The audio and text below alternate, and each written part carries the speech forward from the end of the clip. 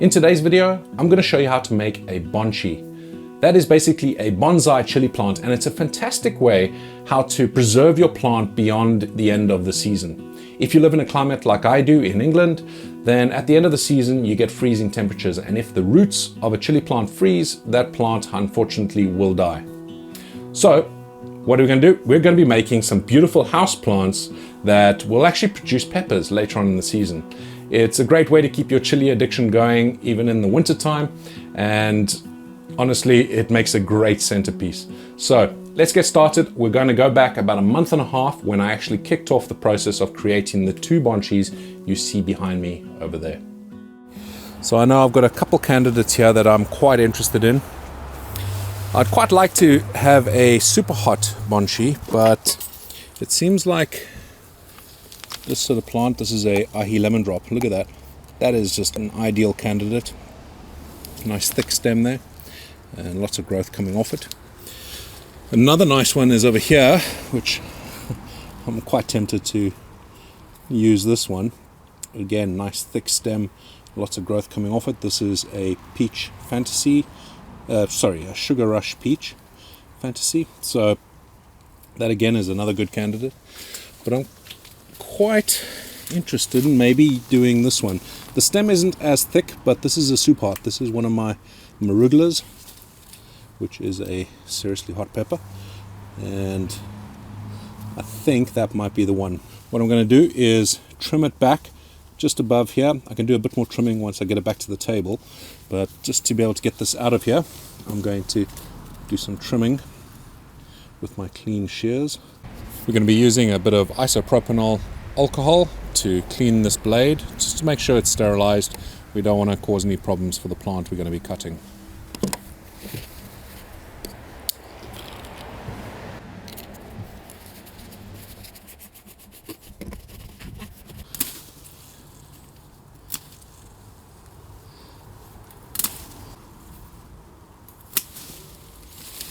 Okay, and I'm just going to dig that out of the ground nice and gently so I keep the roots intact. I'm going to use a fork to do that. Going to come out quite wide and just try and pry it up without damaging too many roots. Of course, we are going to be trimming back some roots, so there will be some damage done anyway. But let me get that done. It's a bit difficult to do this with one hand, and I'll show you the result. Here's our plant, and we're going to just rinse off those roots so that we can see what we have here.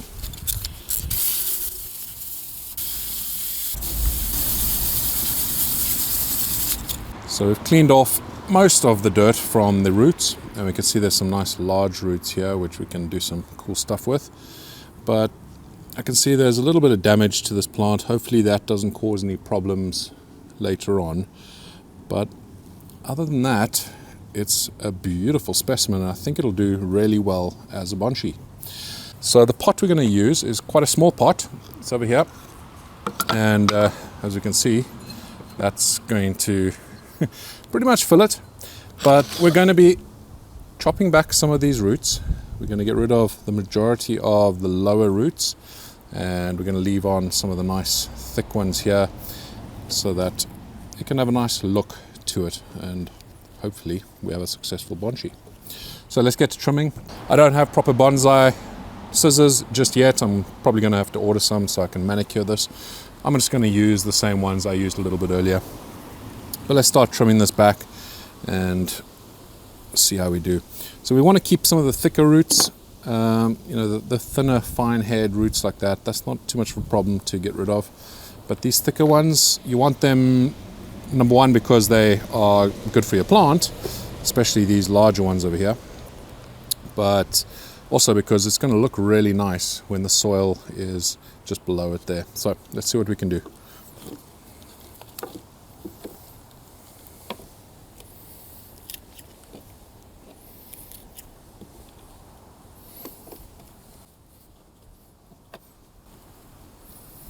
These really are not the ideal scissors to be using.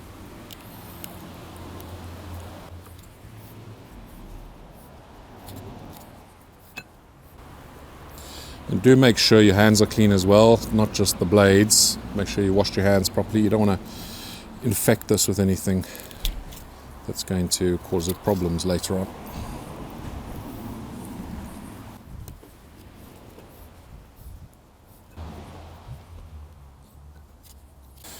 This is going to be interesting because you obviously don't follow exactly the same rules as you would when you're normally growing your chilies, so we'll see how it turns out, but it'll be fun nonetheless. And if I didn't do this, then this would just be dying anyway at this time of year because it is coming into winter. Well, we're deep into winter now, but some hard frosts are coming soon, so this wouldn't have lasted too much longer.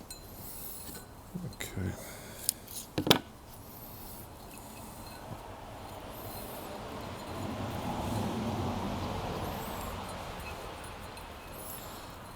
Just trying to imagine how it's going to look.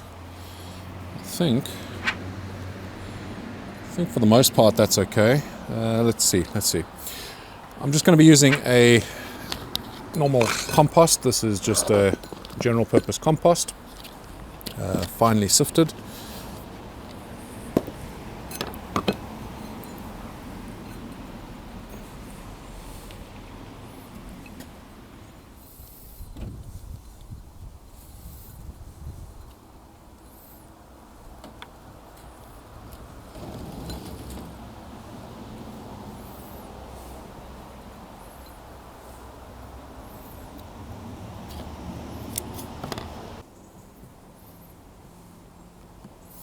I'm just needling the soil or the compost in between the roots just so that it can settle in underneath. We can see there's a little bit of new growth coming through on these little nodes, but this is way too tall. I want this to start developing a little bit lower down here. So I'm going to start snipping a little bit more off here. And let's get rid of that one. And that one there.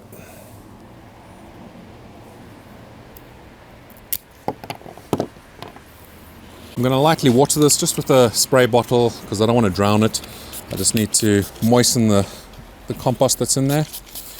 And I'll water it a bit heavier a bit later on. Right now, I just want to keep it alive. So just a bit of moisture and that should do the job.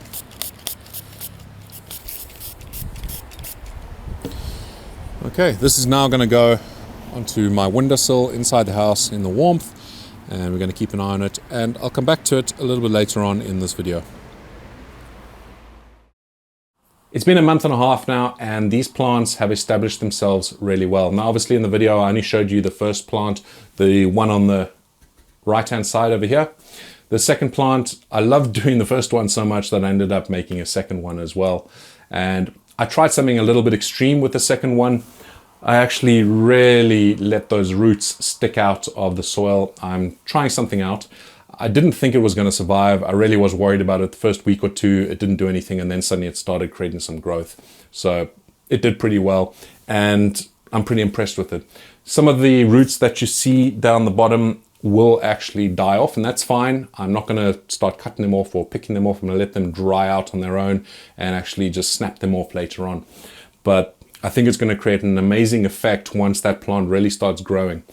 The original one that I did, I'm absolutely loving it. Those roots are just beautiful, and it's going to be such a stunning plant. Once the plants establish themselves a little bit further, I will start shaping them some more, and we'll see quite a drastic difference in the next 2 or 3 months. It's going to take time, and you have to have a bit of patience when doing this, but it really is worthwhile. As you can see, in a month and a half, I already have 2 beautiful looking plants, and I'm really happy with them. There's a lot of new growth. Quite surprised me actually just how quickly it did start growing. And also these little shoots that come off on the side of the woody part of the plant is pretty impressive to me, and I just love seeing it develop. And like I said before, it's a great way to just keep your chili addiction going throughout the winter time. And even Mrs. ChilliChump approves. She thinks they're quite nice looking plants as well, so that's always handy. The frame that I'm using here is from IKEA. It's part of their Vaxa range, and I've had it for a couple of years. You would have seen it in some previous videos of mine. I usually use it to start my seeds off, and it does a great job for that. The lights aren't very strong, and you don't need very, very strong lights when you're making these Bonchi. You just need enough light that it keeps them healthy. And you can see these are a lovely, healthy green, so these lights are perfectly strong enough. I'm not trying to make a massive plant with massive yields. I'm literally trying to just keep these going. Now, don't have to be as fancy as that. You can use something like this, just a normal table lamp with a bulb. Now make sure the bulb you use is daylight colors, so 5500 Kelvin to 6500 Kelvin.